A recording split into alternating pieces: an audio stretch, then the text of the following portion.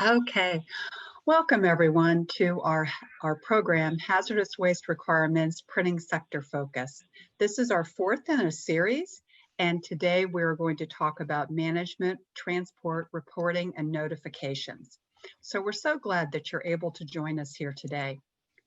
This program is brought to you by a coalition of organizations, including the Printing United Alliance, Sustainable Green Printing Partnership Program, Flexographic Technical Association, the Wisconsin DNR, Great Lakes Graphics Association, Green Tier, and TLMI. And we do want to thank the Great Lakes Graphics Association for hosting our programs as they have brought each one of these to you today. So good afternoon. My name is Marcy Kinter. I'm the Vice President of Government and Regulatory Affairs for the Printing United Alliance, and I'm glad to be able to help present this information to you, and I really do hope you find all the program information useful and beneficial. So before we begin, a few logistics. All attendees are muted, and speakers, and speakers will also be muted when they're not talking. If you do have a question or comment, please use the chat box in the lower center of the screen, and we will take all questions at the end of the program. And please note that this session is being recorded, and we will be sending out the link as well as the PowerPoint slides used to everyone who registered for the program today. And that information will be followed up in an email from Joe Lyman at Great Lakes Graphics Association. So as I mentioned, we're on session 4 of a 6-section program series. We've talked about introduction and common violations. We looked at waste determinations and land disposal restrictions. Our last program focused on generator status and episodic generation. And today we're focusing on the management, transport, and reporting. I will also tell you that all other sessions have been recorded and are available both on the Wisconsin Small Business Portal as well as the GLGA site. So today we're talking about accumulation and labeling, manifesting and transport, annual reporting, and new notifications. And these are all reflected in the new regulatory standards that have been promulgated and adopted by the Wisconsin DNR. So today we have 2 speakers joining us today. One is my colleague, Gary Jones, who's the Director of Environmental Health and Safety Affairs for the Printing United Alliance, which is the largest member-based printing organization for the industry. Gary has over 30 years of experience helping members of our industry in both safety and environmental issues. We also have with us Amy Walden. So Amy is a waste management specialist with 29 years of experience with the Wisconsin DNR, and she gained her experience in the Superfund, brownfields, asbestos, and hazardous waste programs.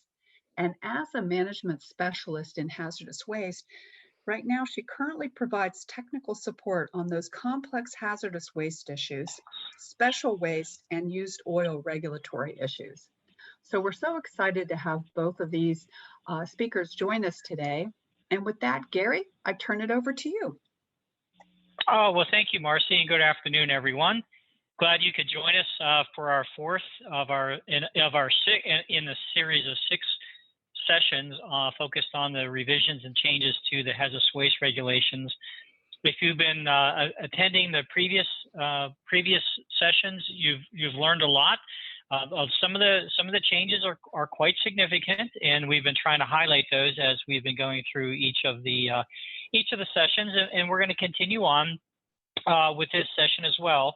I'm going to focus on accumulation, labeling, and manifesting and transport. We're going to talk about that in this section. Next slide, please, Marcy. Okay, hazardous waste management. Really, in the last session, we focused on the classification of generators based on the amount of hazardous waste you generate. We talked about what those requirements were in that session, and then what we're going to pick up upon in this session is to really talk about the management of hazardous waste. So once we've identified it and once we've accumulated it. Next slide, please, Marcy. First thing we really want to focus on are containers. And really, I have some slides to talk about the different, what we call points or areas of accumulation. But really, I think hazardous waste management starts and ends with, well, I shouldn't say ends with, but really starts with and really engages how you manage your containers. Containers are typically, you know, in printing, we think of a container, generally my default assumption is a 55-gallon steel drum as shown in this picture on this slide. But we also have smaller containers. Some facilities that are smaller will use a 5-gallon container, for example. Some facilities may use a 30-gallon drum. So the word container is really, as the name implies, something that we're going to be accumulating and collecting our hazardous waste in. There's some key requirements when it comes to containers and container management. First and foremost, the containers must be in good condition. That means they shouldn't be leaking. If it's a steel drum, it shouldn't be grossly dented. It shouldn't be rusted. It should be, because again, it's holding a hazardous material that we want to make sure stays in that container. No damage, obvious damage to those. We have to make sure that they're compatible with the waste. Now, typically in printing, we have some waste streams that would be incompatible. Say, for example, if you're a commercial lithographic printer and you're collecting your computer plate waste, which may have a very high pH. That very high pH material is not necessarily going to be compatible with a steel container. So there, you're going to be collecting that in a plastic container. So if we have solvents, which are common throughout the print processes that are used, we're going to be storing those in a metal container. Most importantly, those containers must be closed at all times when I'm not adding or removing a waste. And I have to tell you, I'm helping a member right now that was inspected. They were cited, and as part of the things that they were cited for violating was basically having open containers. And I know it can be a challenge at times in terms of containers if you accumulate and collect small amounts and continually have an open container, pour it in, and close the container back up. But I have to tell you, it's a very common violation that you need to make sure that container is closed. If I have bungs, those bungs need to be in. And if I have an open top container, I need to make sure that the ring is secure and tightened around the top of that container. That's what closed means.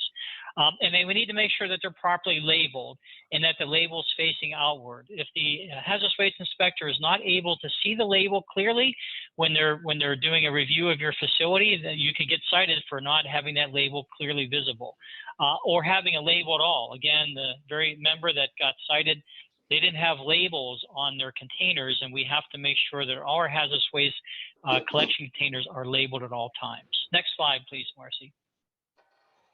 Okay, so really there's two areas, or we call points for accumulation. First, we're going to talk about is satellite accumulation, and we'll talk about central accumulation. Now, satellite accumulation is defined as an area that's at or near the point of generation and under the control of the operator. So, for example, a great example would be in our press room. If we have a drum for waste solvent, that would be in our press room area. That's going to be at or near the point of generation. And so the regulations are set up so that it makes it a lot easier for operations, for those generators that generate hazardous waste, to not have to take small amounts of solvent and say walk across the entire plant and put it into a designated container. So the regulations allow you to have a container at or near the point of generation.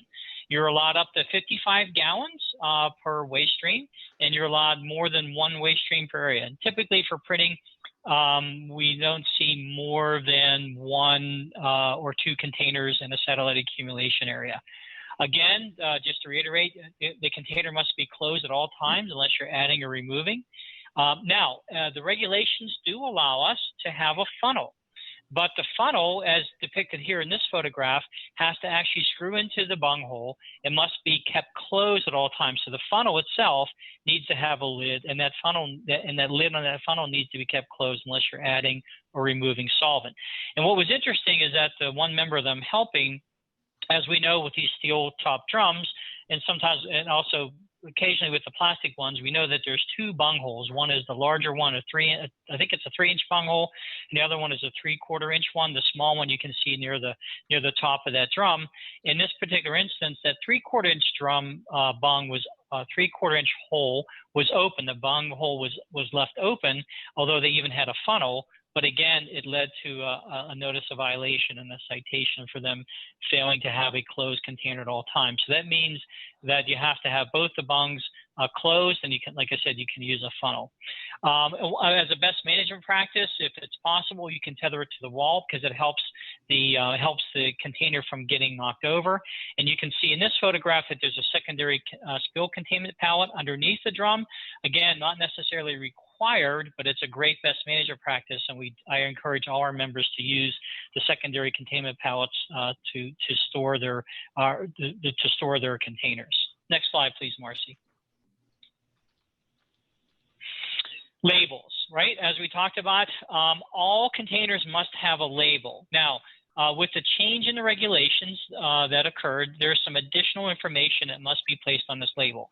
So our starting point is we need a label that says the words hazardous waste. It needs to be put somewhere on that container, and the label must be facing forward so that you can actually see it. In addition, we need to provide some additional information regarding the contents of that container, or what that hazardous waste is. The way the regulations were, and this is one of the big significant changes in the regulations, the way it's set up is that there's flexibility. You can use a variety of approaches. You can use the RCRA description. For example, if this is a solvent and a flash point's below 140, we could use the word ignitable. We could use a DOT designation. We could use OSHA's under the Global Harmonization System. We could use an OSHA pictogram, for example, or we can use the National Fire Protection Association's a diamond shape to depict the contents of that type of the material that's in there, in addition to basically saying, it's a waste cleaning solvent. So, and really this is done for the safety of the inspectors, because when they come in and they see a facility that's generating hazardous waste, they really want to know what's in that container. So the change in the regulations requires us to provide some additional identification regarding what is in there and the potential hazard associated with what's in that container. Now, what a lot of people get confused about, and I get questions about, is, do I have to have a special label? And the answer is no. You can use the hazardous waste label that's depicted here in this photograph, which is the yellow and the red label that you can purchase, or you can actually make your own label. You don't have to specifically use this label. Because we're printing operations, we're pretty good at doing graphics. We can create our own label, but you can literally handwrite the label if you want to. You could use a piece of blank paper and handwrite the label and attach it to the container. So there's no specific requirement regarding the type of label. The requirement is that it must be labeled. It must contain that information to identify that it is a hazardous waste, description of the contents, and then some description regarding the potential hazard. Now, accumulation date, and this is important to understand. Satellite accumulation doesn't require a date. Satellite accumulation is based on volume. So once my container is full, whether it's a 55-gallon drum or a 30-gallon drum or a 5-gallon jug, once my container is full, I then put the date on it once it's full. And then I have 3 consecutive days to move that to my central accumulation area. So until that container is full, I don't have to have a date on that. Now, likewise, and this is different compared to a central accumulation areas. So in other words, next slide, please, Marcy, on the dating for central accumulation. Oh, sorry, I was skipping one slide ahead.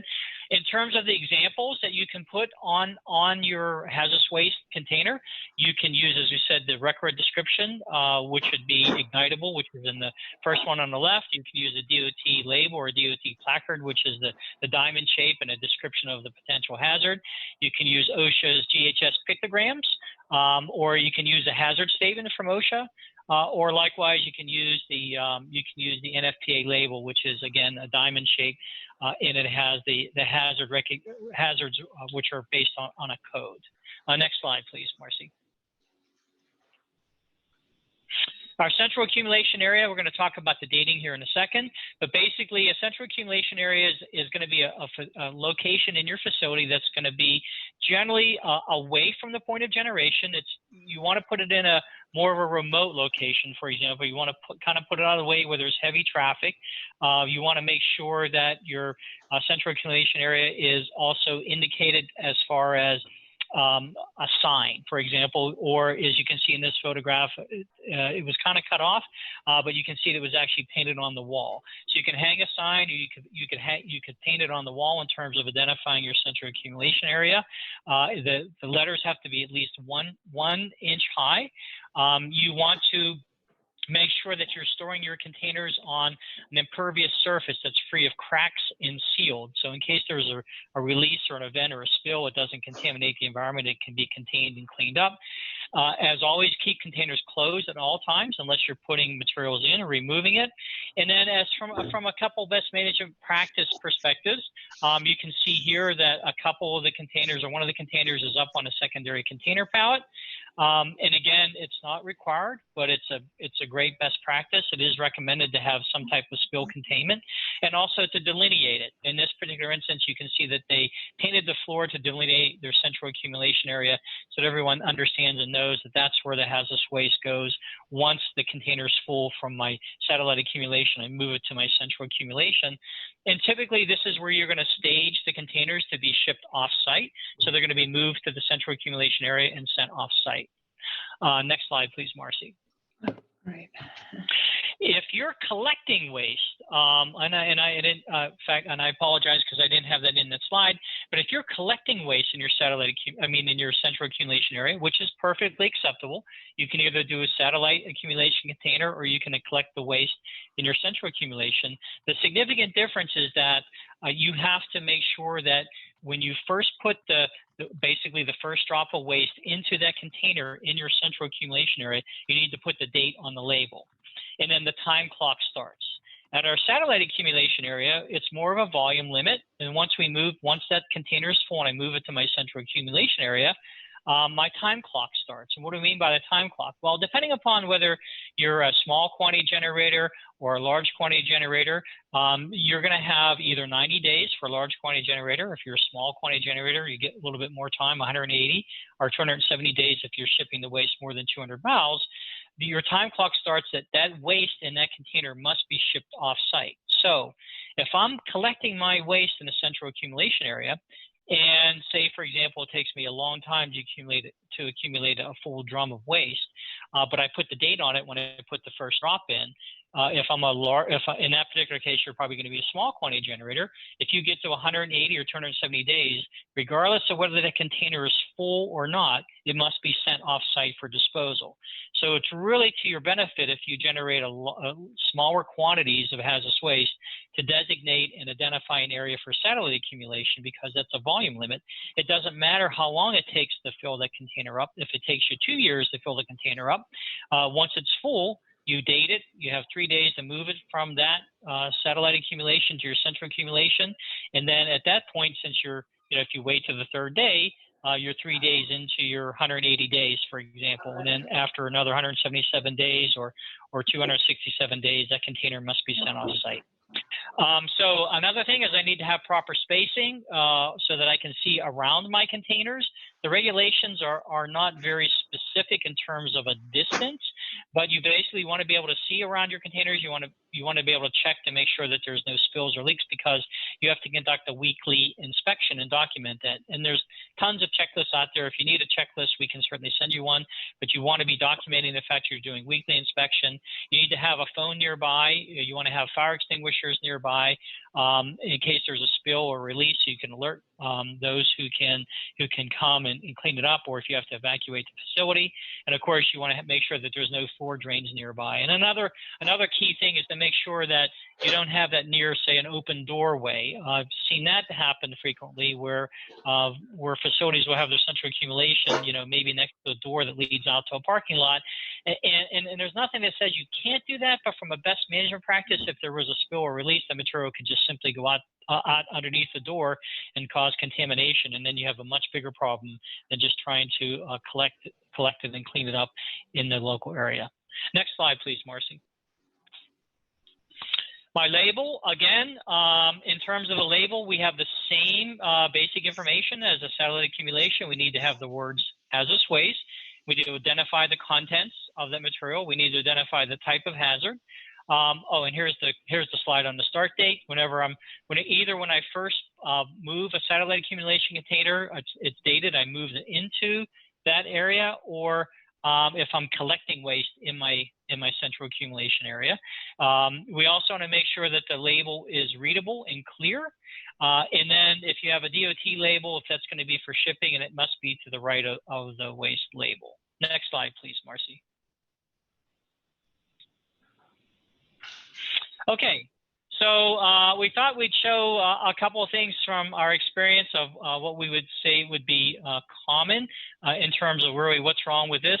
And again, you can see from this picture here that this is, if it's used solvent, generally this was in a printing operation, so we knew it was a hazardous waste. You can see that, first of all, that the drum is being repurposed to, it looks like a press roller. It is being repurposed to be a storage area for a press roller. You don't want to do that because obviously that roller is pretty heavy. And if someone placed it on there or they're removing it, they could easily knock that container over. It could easily be dislodged, and that material you could have a spill or release. So essentially, we don't have a hazardous waste label that's on that container at all. And then we have a drum of mystery material sitting next to that, which has absolutely no indication or marking as to what's on there. Next slide, please, Marcy. I think we may have some. Yep. As we talked about junk storage on top, we don't want to use that. And I think you have to click it again. Yep. And there was spillage on top of the drum, which tells you, which is poor management in terms of managing your hazardous waste. You want to make sure that the hazardous waste goes in the drum and not on the drum, as I always like to say. And again, that's a plastic drum, and it should be a steel drum because if it's used solvent, it's going to generally be an ignitable waste, and you want to make sure that your containers are compatible. Next slide, please, Marcy. All right, so let's talk about manifesting and transport requirements. Next slide, please, Marcy. As we talked about, and Marcy, you may want to click through this because there's going to be some arrows that will appear, so you might want to click through. Yeah, and as you're doing that, I'll talk through this. As we talked about in the last session, whenever I have a shipment of a hazardous waste that must go off-site, I need to have the proper paperwork to accompany that, and basically that's a hazardous waste manifest. The hazardous waste manifest has several key areas of information that need to be completed by you, the generator. Now, typically, your waste hauler or your waste vendor will complete these manifests for you and present it to you for signature. But understand that all the information on this manifest is really, to make sure it's correct, is your responsibility. So if there's errors on the manifest, if there's problems with the manifest, they're going to come, the generator, which is you, your legal responsibility, they're going to be asking you questions about it. And I know here in the state of Pennsylvania, we had a presentation once by the hazardous waste folks, and this goes back several years, but they kind of jokingly said you would join the 500 Club, and you say, well, what's the 500 Club? And basically, if there was an error in your manifest and they found an error on the manifest, then it basically cost the facility $500. Now the fines can be much greater. So you want to make sure that the manifest is filled out correctly. It's completely filled out, and understand that the person who's signing that manifest needs to understand the significance and what it means to be signing the manifest, and need to have some training and background. So in terms of information that needs to be on the manifest, you need your generator ID number. That's the ID number that you obtain from the state when you to identify your facility, because every facility has a unique ID number. There needs to be a 24-hour emergency response. You have to have your generator contact information, and then below that, you have the transporter disposal facility information, as well as with their ID numbers. You need to have the proper DOT shipping name on the manifest. You need to identify the container number, the type, quantity, and weights. And there's a lot of mistakes that are made in this particular area on the manifest. So you'll see sometimes that you'll see someone will mark drums, and they may not put a volume. You may see errors in terms of how those containers are designated. And on the very far right-hand side is you need to put in the federal waste code. So you need to know the waste code. And if it's ignitable waste, for example, it's a D001. And we talked about that in an earlier session in terms of the waste codes. Then I need the print, sign, and date and as a generator, I need to make sure that I print, sign, and date the manifest and ensure that the driver signs and dates the manifest. Again, the member that I'm helping right now that has some violations, the person who signed the manifest failed to date one of the manifests. And so that was identified as a violation. We're not sure what the penalties may be or if there's going to be any penalties.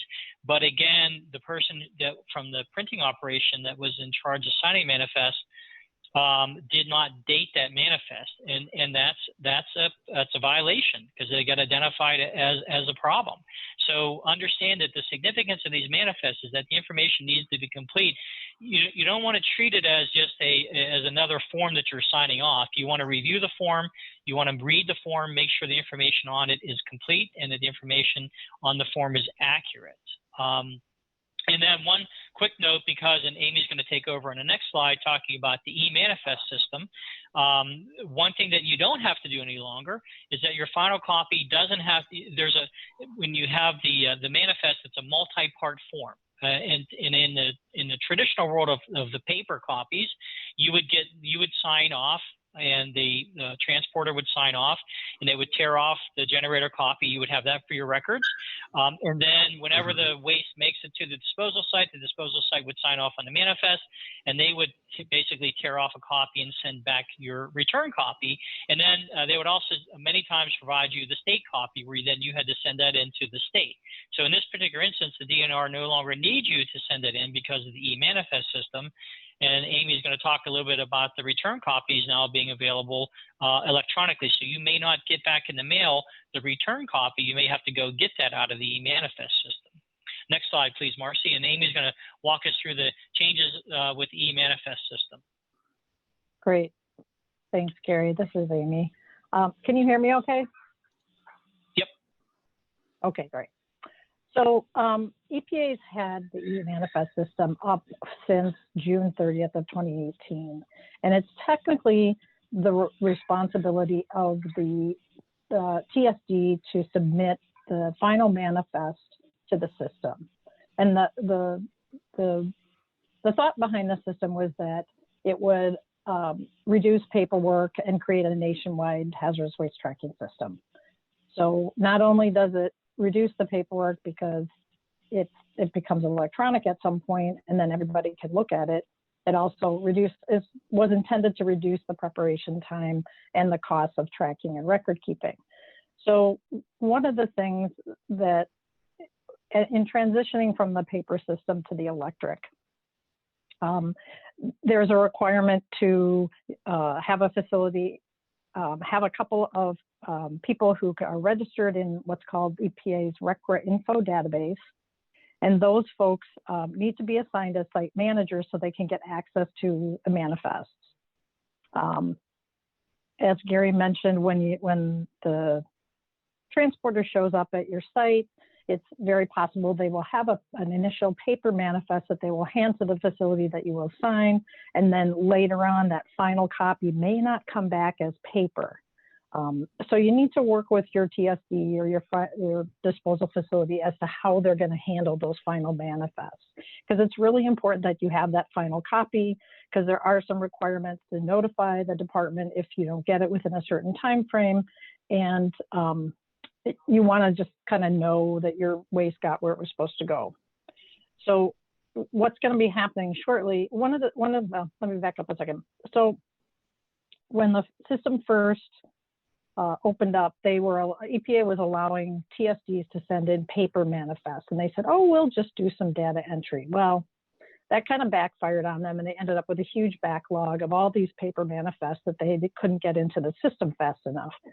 So there was a huge backlog for a number of years, and they decided that they need to stop accepting paper manifests, and everything's going to be submitted electronically. So this is kind of a bonus for the generators, which means your manifests will always should always be in that manifest within 30 days of receipt at the TSD, because that's the TSD's requirement. So it's really helpful to have that access to those manifests, because you can use those as your record of your waste shipment. Because it's a nationwide system, it's available to everyone to use as the record keeping. So you could, in fact, download paper copies if you wanted and have a whole paper system, but you're able to use that system for your tracking. So I think that's it for this slide, sorry. Next slide, Marcy. So I want to give you a little tour of what it looks like to get into Record Info. So Record Info is important to have an account in Record Info for two reasons. Number one, you can look at manifests, and number two, if you're using the 8712 form, which we're going to talk about in the notifications portion, both of those applications are in Record Info. So this is the URL to get there, and this is what it looks like when you go to that URL. You go to the register and register like any other database. Next slide, Marcy. You're going to pick industry user. Next slide. And then you just sign up like any other account. Now there are additional portions to this where you have to decide what kind of role you want to be, whether you're a preparer, a reviewer, a certifier, which actually signs the manifest, or just a reviewer. So you'll have to, there's some web pages that EPA has, and I think I put a link in here somewhere, but you can go to and kind of take a look at what the different roles are so that you can decide who should have what role. And once you have one or two people as site managers in your facility, that person can assign other people to those different roles. When the first person is registering, they will have to wait 3 to 5 days to get their account approved so that they can get in and access it. So it's a good thing to do before you need to get in for something specific, so that you have that ability to get in. Next slide, Marcy. So this is my view as a state. What I can't look at what the generator view is, because I don't have a generator account. But if you can see along the top, you've got the ability to see the draft manifest. And for the most part, as Gary said, your TSD is preparing these manifests for you. In some cases, some of the VSQGs do their own if they choose to use a manifest. But for the most part, I think the TSDs are doing this for you. So you could see and hear if they're working on something, if it's pending. So here you see draft is visible only to the users of the site. Pending is available to the users for the generator, transported, and designated facility, so they know something's coming. And then once it's scheduled, it's ready for transport, and it may be printed. So and then it shows you whether it's in transit and when it's received. So this is a good way to visually see where your waste is on its journey, and then know once it's received, they've got 30 days to get that manifest in there if it's in some form that's not electronic. So it's pretty handy. Next slide, Marcy. So this is what it looks like when you've got a number of manifests in the database. One thing to know is that if you go over to the right-hand side where you see the little eyeball and then the little sheet of paper, the eyeball lets you click on that and it will just bring up what the waste characteristics are and the waste codes. So you can, if you're looking for something in particular, that just brings that up. If you go to the larger, the paper symbol, then you're going to bring up all the data. And if you were looking for an actual copy of what the manifest typically looks like, there's a button at the bottom of the page where you can go and click on that. Once you're in the actual manifest, that will print out. You can print out a copy for your records if that's how you choose to keep your records. And then there's different date ranges that you can look back at your manifests. Next slide, Marcy. So once you do, if you're set up to be a site manager, you're going to want to have probably the electronic signature piece available to you. EPA recommends 2 site managers in case there's any turnover, people are sick, something happens, whatever. So you've got someone who at the facility always has access to the manifest records, especially when someone shows up and they decide they're going to be doing everything electronically. You want to be able to make sure you can sign off on that. So the other part of this is that it actually, when you're in your account, it stamps your name in these different blanks as your signature. So when you pull up that database portion of the manifest, you'll see everyone who signed and what date and what their company name is, as well as their EPID number. So you can track, if there's something going wrong, you can track who actually managed the shipment along the way. Next slide, Marcy. So this is what it looks like if you choose to go to the bottom of the page and pull up a manifest and want to actually print a copy. This is what it'll look like. It looks like the typical form, and it populates all the different information into those categories. Now, the other thing to know about the eManifest database is that all of the records that are submitted to the database are available to the public 90 days after they've been uploaded. So the public can look and see what wastes are being shipped from your facility, which is part of why they wanted to do this nationwide system, to have this industry be a little more transparent to the public. Now, there are certain wastes that cannot be revealed in this to the public that have to do with Homeland Security. There are some limits to it.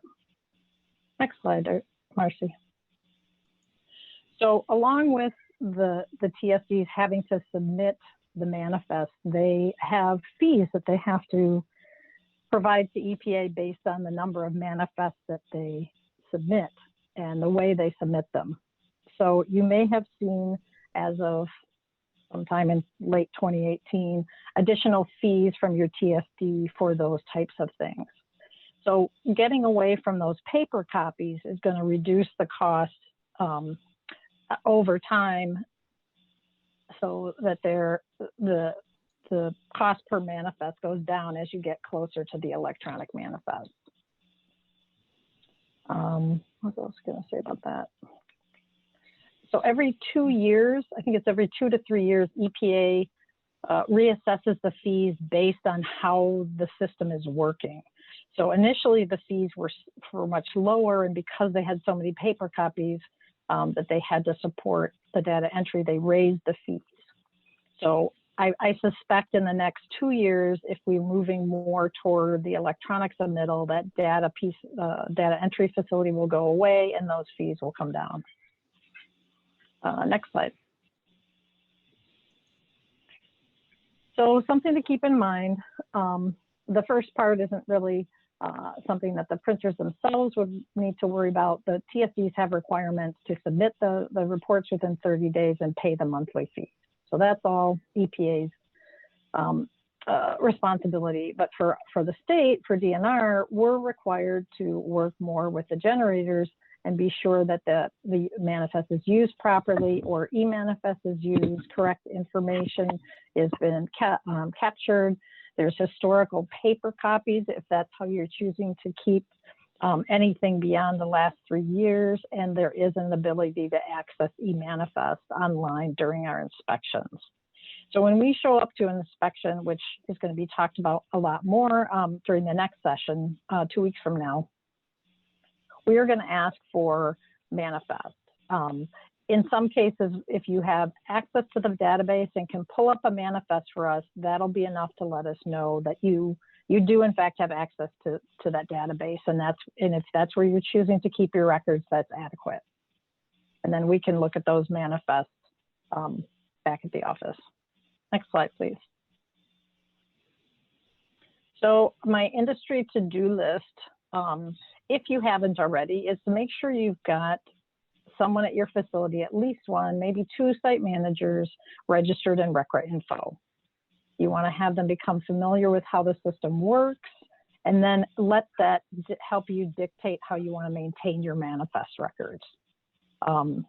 Record keeping is always a tricky business, and sometimes there's a lot of turnover at facilities, and that becomes an issue.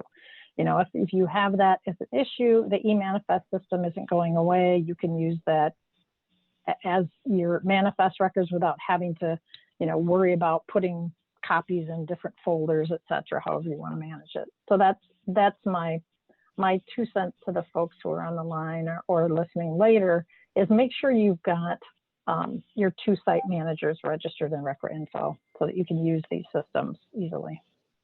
Next slide, Marcy. So these are a couple links. If you're new to eManifest, it wouldn't hurt to take a look through here just to get some information on some of the frequently asked questions, the user registration, and that first one is just the home page there. Next slide, Marcy. So this is back to you, Gary. All right, thanks, Amy.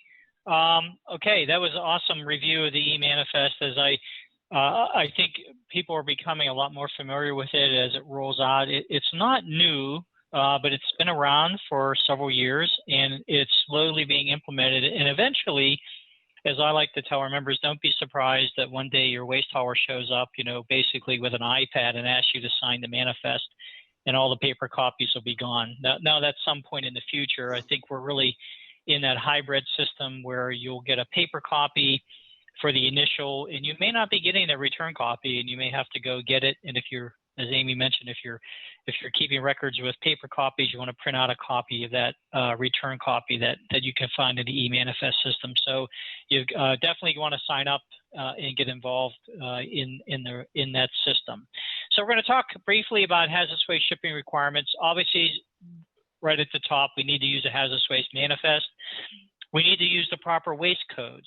Again, understanding that the proper waste codes, this goes back, I think, 2 sessions where we discussed making sure that you understand how your waste is classified. Is it hazardous waste, non-hazardous waste, and what's the proper codes that are being used to describe that waste. And again, that same member I'm working with, it has the waste problems, the violations. One of their waste stream had 2 waste codes that were not even appropriate, but it was identified incorrectly. And again, that's like the 3rd situation I've had now in the past 2 months where this situation has cropped up. You want to make sure you have a DNR licensed hazardous waste transporter, maintain your initial manifest, and maintain access to the eManifest as we covered. Next slide, please, Marcy. Briefly, DOT shipping requirements. Again, we could spend an entire session on the DOT designations and DOT shipping requirements. But generators are required to follow the DOT hazardous material regulations when transporting or shipping their waste, because it is a hazardous material. Even though it's a waste, you know, it's no longer useful from an operations perspective. As far as DOT is concerned, they don't care. They view all materials as to whether it's a hazardous material or not a hazardous material, whether it's a waste product or an unused product. But you must use the proper shipping names.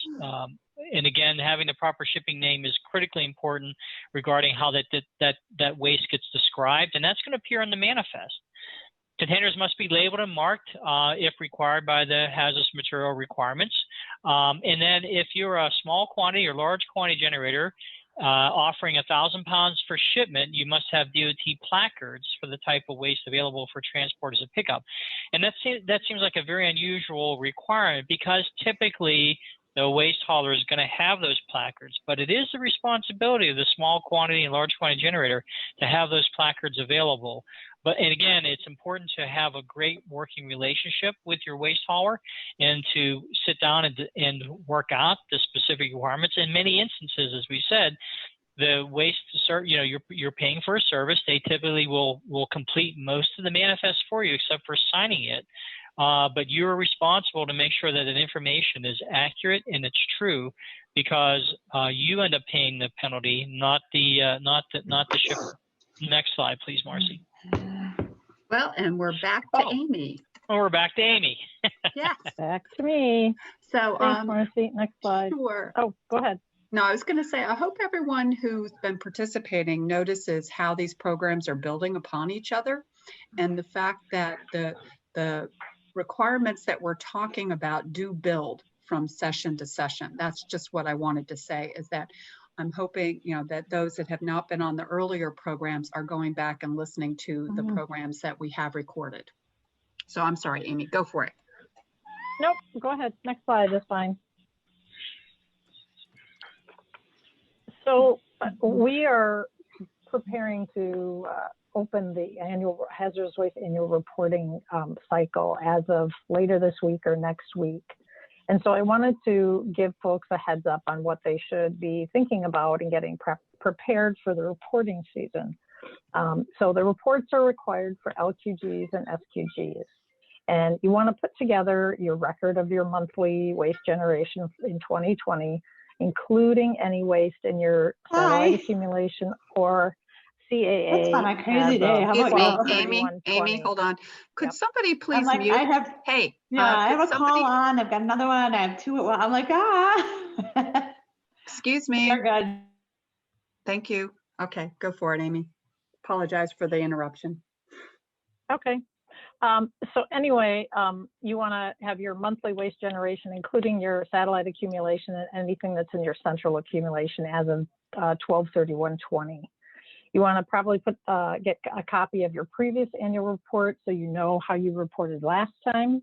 The switchboard is a what do I want to say?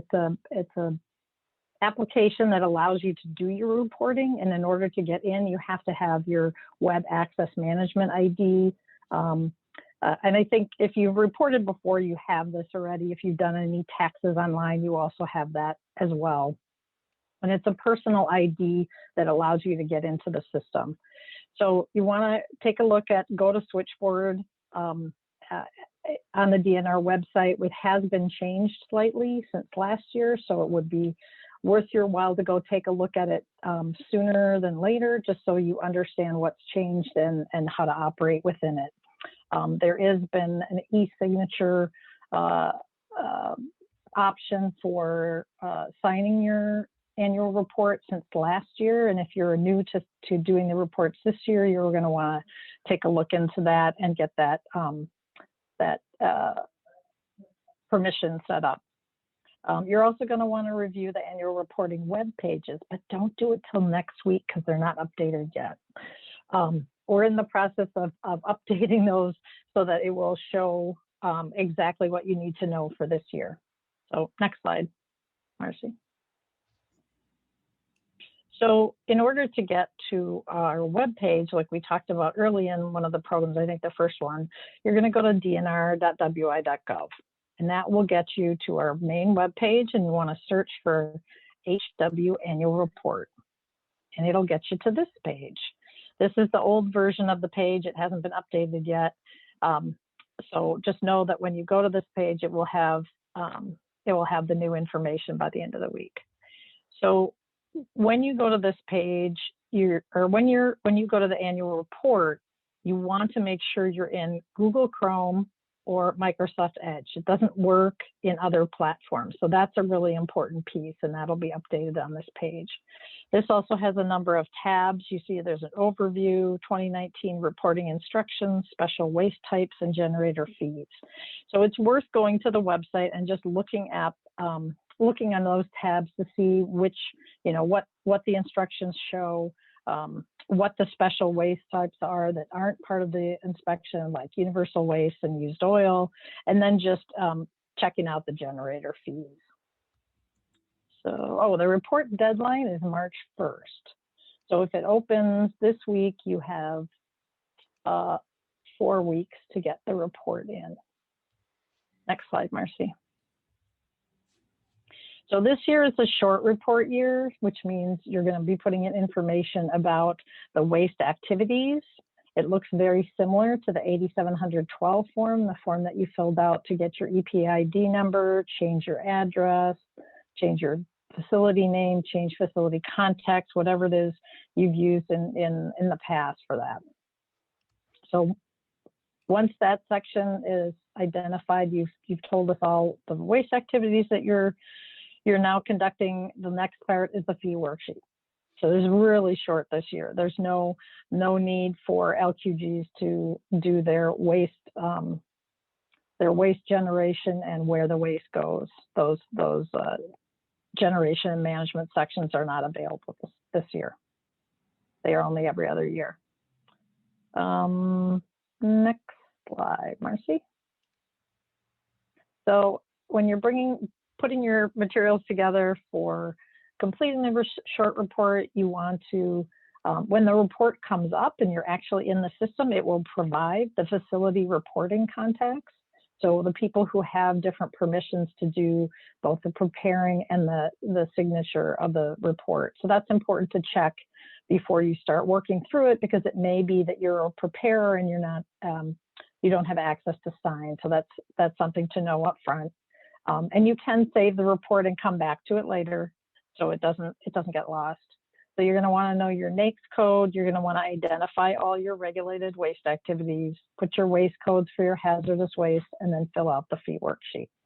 So the base fee for LQGs is $4.50 or no, $4.70, and then there's a penny a pound tonnage fee.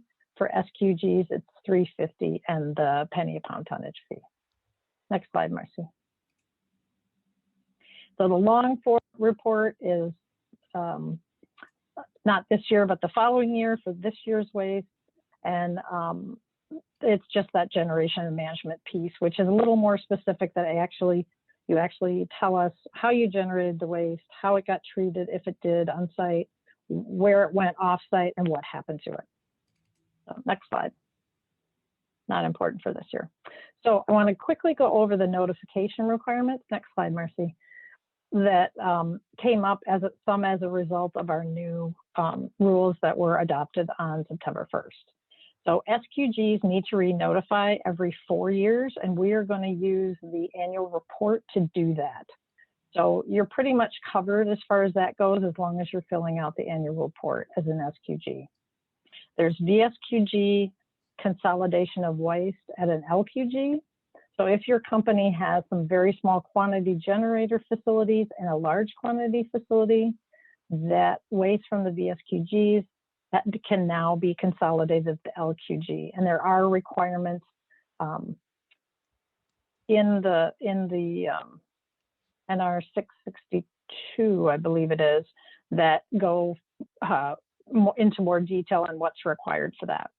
Then we have the hazardous secondary materials, which I know the printing group is interested in hearing more about, which will be our 6th presentation.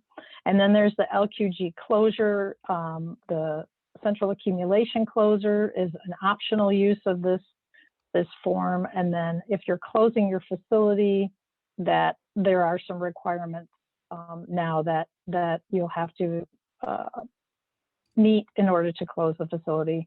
And then the episodic generation, which we talked about last time. So this picture is a picture of our notifications page. And all of these notifications require prior notification to the DNR before you start doing any of these activities. So you can see here we have the 8712 form. That's a good thing to put in your memory banks, that the notification page is where that is. It's also where episodic events information is, as well as that last tab, the hazardous waste accumulation time extension. Next slide, please. So I'm not going to be able to spend a lot of time with all the details of this. We did talk about episodic generation in the 3rd session.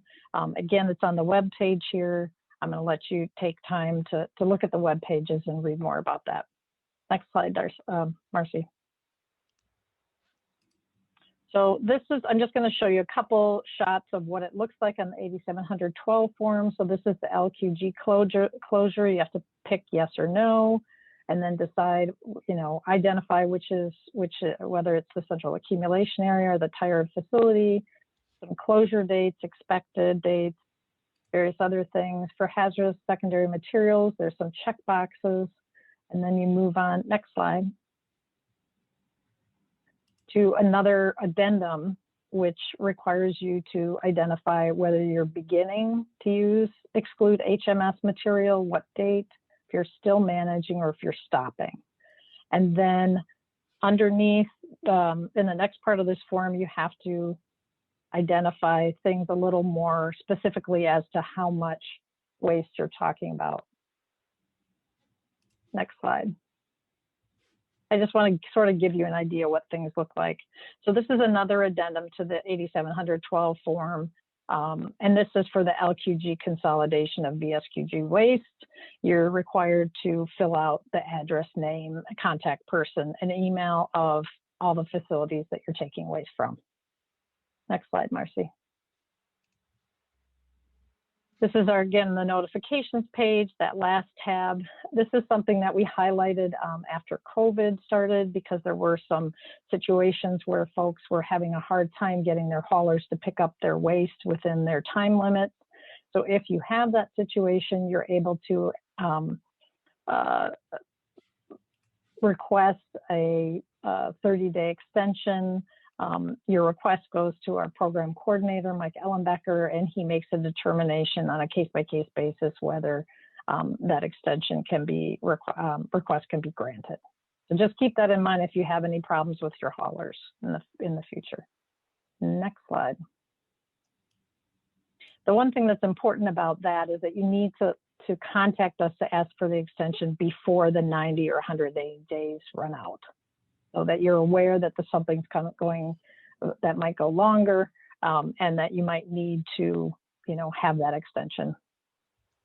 So this we threw up on our this similar slide on the first presentation. So this resources and contact information is on every one of the end of our publications, and it directs you to our website and other information there. And one of the things I put on here is some of the publications that you might be interested in: the aerosol cans, very small quantity generator requirements, management of solvent contaminated wipes.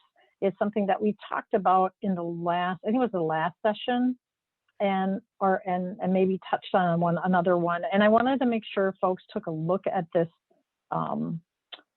document, because it's a little more complicated than we were able to really explain in the presentation. And then the green URL at the bottom is a really good summary sheet that EPA has put out that talks about which solvents qualify for this exemption, and which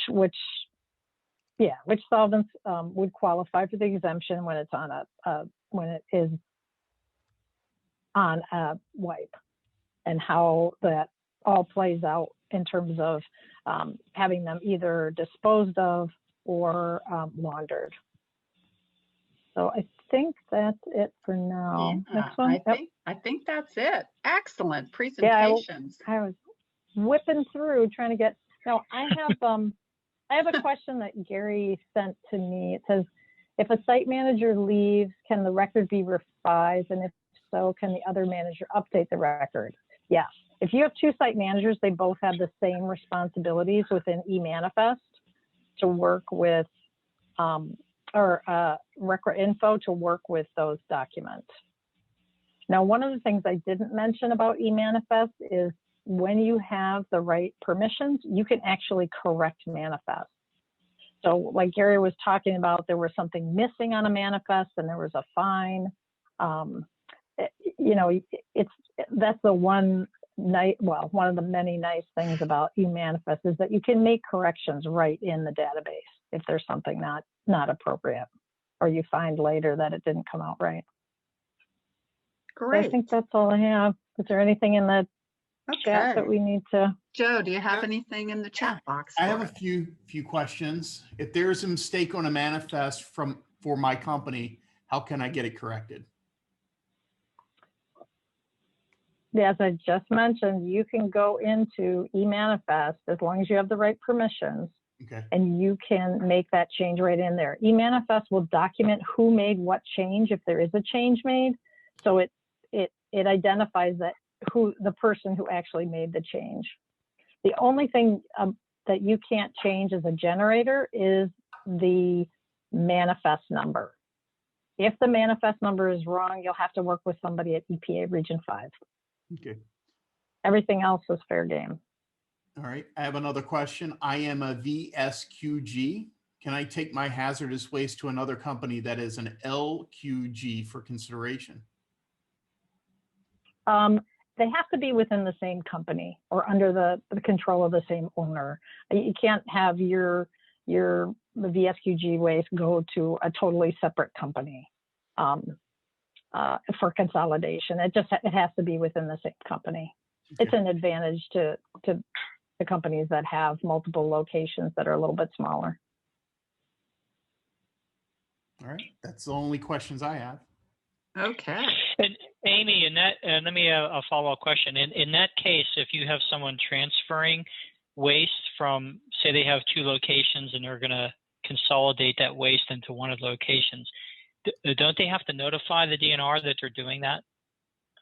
Yeah, that's part of what we just talked about in Right. 8712. So you do have to notify that you're doing that and doing that activity, so that we're aware where the waste is going from that VSQG and where it's being consolidated. And there are a number of labeling requirements that are part of that whole process. So it is worth going to the rules, which are on our resources page, and looking at 662 to figure out exactly what's required. And then who would do the notification? Both the locations, or just the location receiving the waste from the other facility? Just the LQG does, because they're receiving the waste and they identify who the VSQGs are. And so that kind of identifies what's being brought to their facility. Okay. Yeah, good to know, because I know we have some companies, some of our members have multiple locations, so it's good to know what the steps are if they want to consolidate that waste into one of their operations and ship it out, with a single company. Mm-hmm. Yeah, I mean, that's one of the advantages. You can bring it to one place and you have your company, your hauler come to one location. Right. Okay. Well, I have put Amy and Gary's contact information up on the website, so please go ahead and take a gander at it. And as I indicated earlier at the beginning of the program, we are recording, and both a recording, a link to the recording, as well as a copy of these PowerPoints will be sent out to all registered attendees. And we encourage you to sign up for one of the last 2 programs that we have. The first is going to be on February 9th, and it's going to cover inspections and record keeping. And then also we're going to take a look at tanks, exemptions, and hazardous secondary materials on February 23rd. As always, we thank Joe at Great Lakes Graphics Association for hosting, and you can register for the events on his website. And with no further questions, we bid you all a good afternoon, and we will talk to you again on February 9th. Have a good day.